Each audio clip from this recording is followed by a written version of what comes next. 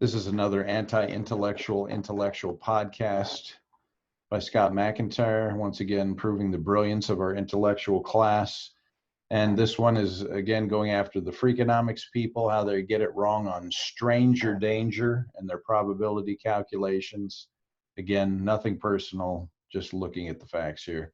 So they had a podcast in 2009 talking about the cost of fearing strangers. The podcast stated that in the U.S., the proportion of murder victims who knew their assailants to victims killed by strangers is about 3-to-1. The premise of all this ostensibly is that you're irrational and basically xenophobic if you think strangers are going to kill you or you act in a way that may show some fear of strangers.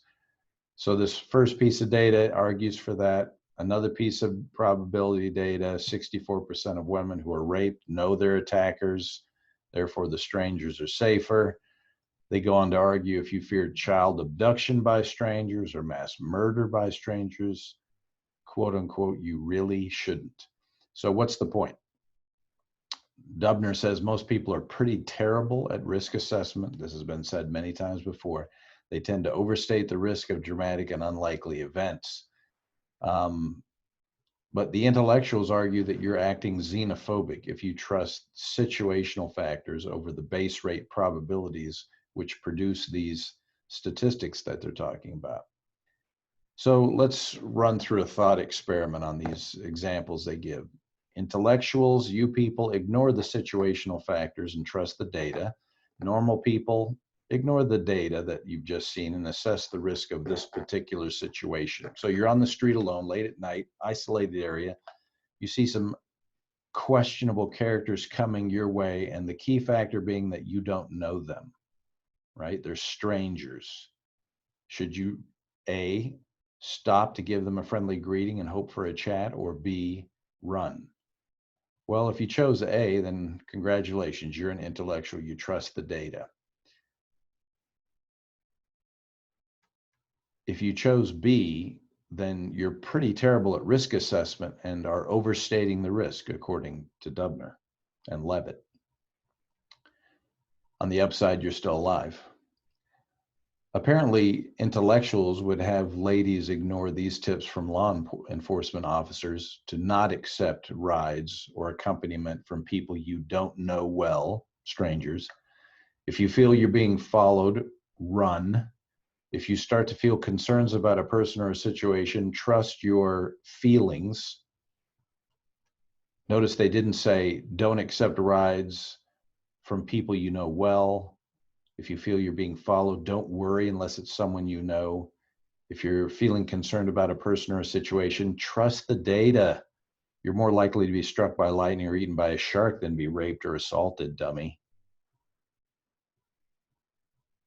So unlock those doors, invite strangers over after you were asleep. Trust all strangers who ask you to hold their backpack, and for crying out loud, don't supervise those kids. Stranger danger? How about little xenophobe?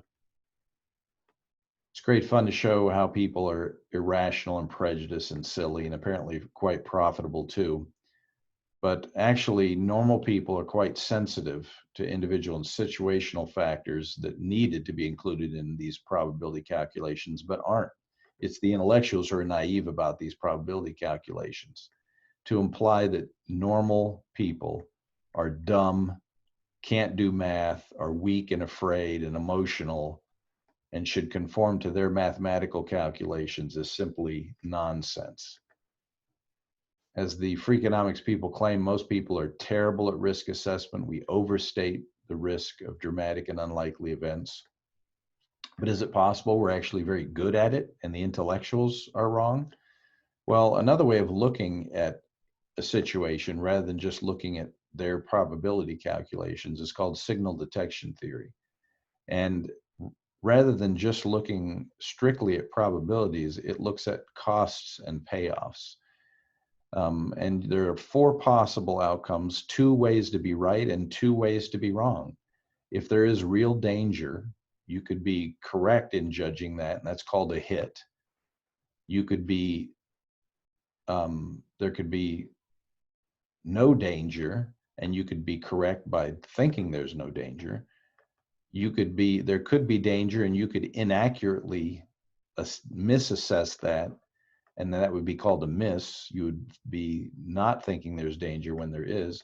And if there's no danger, you could also be wrong at what's called a false alarm, when you think there's danger but there is none. So two ways to be correct: what's called a hit and a correct rejection. Two ways to be wrong technically, and that's a miss and a false alarm.